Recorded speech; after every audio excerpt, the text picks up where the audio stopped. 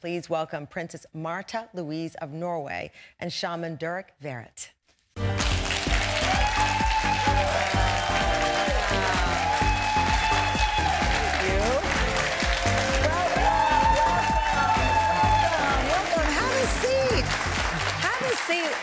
Let me tell you, I am so interested in this conversation because, like so many others, first, thank you for joining the TAM fam. So many other people, the first time I saw your love story was in a tabloid. And I thought to myself, back then, I sent this over to my producers, and I said, I really want to talk to them to get to know their journey because you've shown great resilience in the midst of some interesting storms. How does it feel, Princess Märtha, to have your love story now in your own words versus headlines? So we chose to go out with our love on Instagram to own our story because my whole life has been in the press since I was 0 years old. And so I have been through a lot of times where the press have decided my story instead of me choosing how I want to present it. And so that was actually really nice. When we could actually choose that, although it was a bit shocking, I think. It definitely was. I would say it was more shocking in the sense because she warned me. Right, she warned you. I've been in this a long time. I've seen other royals be attacked, whether it's Diana, Meghan Markle, the list goes on and on. Prepare yourself. Yes. And when she warned you, you thought? I didn't have an idea. I mean, I've been in the press before. I didn't have an idea of what it was going to be like. And then she said, why don't we take some time? Let's keep our relationship secret. And I was like, I don't want to walk behind your bodyguards. I don't want to be a person who's always like on the sideline. Yeah. I want to demonstrate our love to the world and show that love is possible. So. And then I was like, you have to prepare. And it was what we call in Norway a fire christening. Well, in the South, we call it baptism by fire. Oh, there you go. We'll launch you right in there. So there you go. We have common threads miles away. You know, I got to tell you, I would like to go back to the beginning a little bit. You met through mutual friends? Yeah, we met through Milana Snow. I do spiritual work, so we did an energy healing together, Milana and me. And after the session, she was like, the only other time I've felt these kind of energies is Shaman Durek. You two have to meet. And so we came to his house for lunch, and I walked in the door, and I looked at him, and I saw into his eyes, and I was like, I know you already.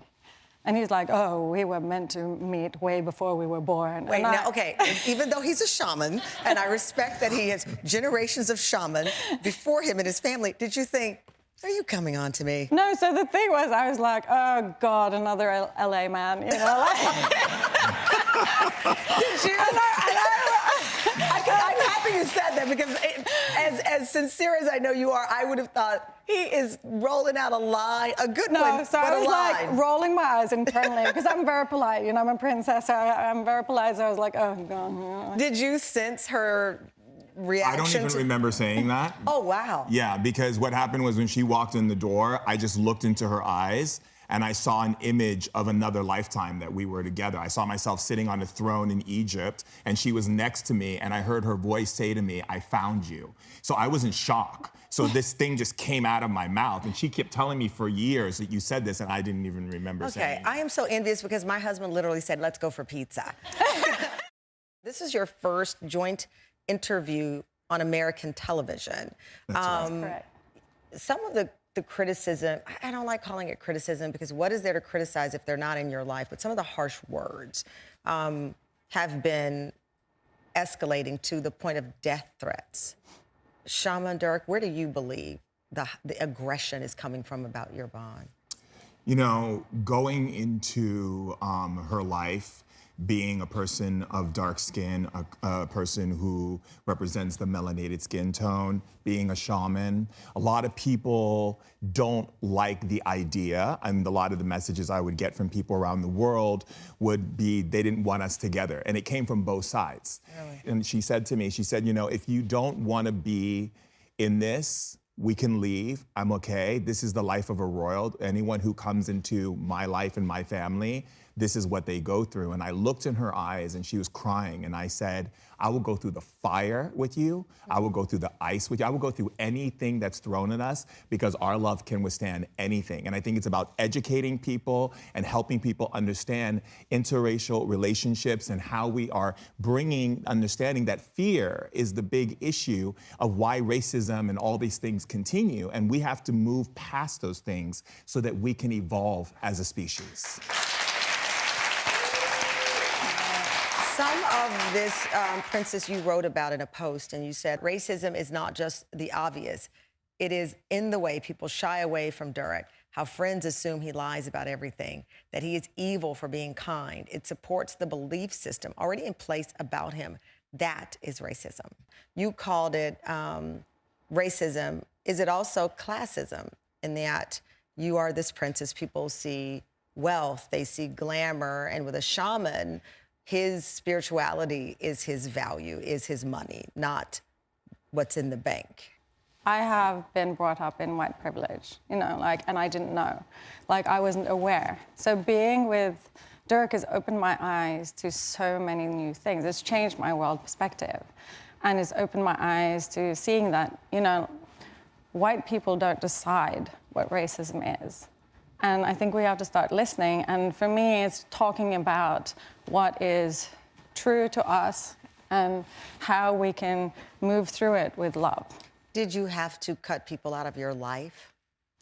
There has been, yes, some. You don't want to answer that? I just did. Barely.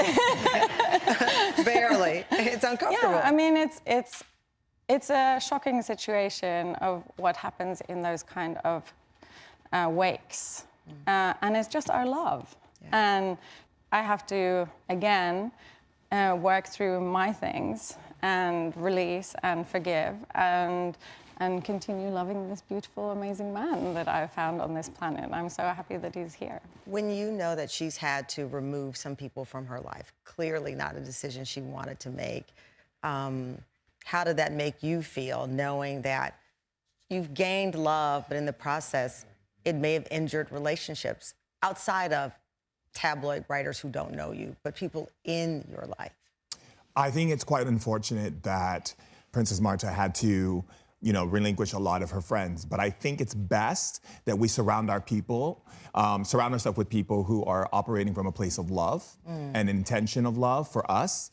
And what was unfortunate for her was when you bring a person who is coming from melanated into lighter skin, we see things differently because we have grown up in a family. I grew up in a family where my father pointed out every single form of disrespect, racism, taught me etiquette, taught me how to be a certain way. So when I came into her life, I pointed every single thing out that was not okay. Oh. And I think that's what happens when you go into her life, because she's taught to obey the rules, follow the rules, do as she says, sit at the table, be this way, walk this way, wave this way. And I come in and I'm like, whoa, whoa, whoa, whoa, whoa. Look at this and look at this and look at this and look at this. And she's like, oh my goodness. Wow. And so it creates an awakening, and for both of us, because I love her culture. And I have found by learning more about her culture that the people learn to accept you when you begin to humble yourself and learn more about their ways.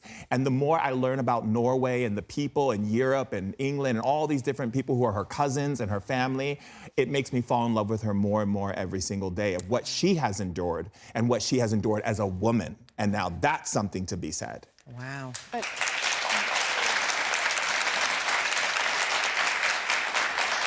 You were saying?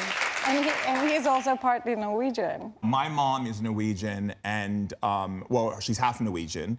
And when I was a little boy, my mom spoke to the elders in Valhall, and they told her that I was going to be married into the royal family. So she's like, live your life, do what you want. You're going to be married in the royal family. And your person you're going to be with is the Princess of Norway. She's a very psychic. Your mother revealed this to you? Yes, when I was 15 years old.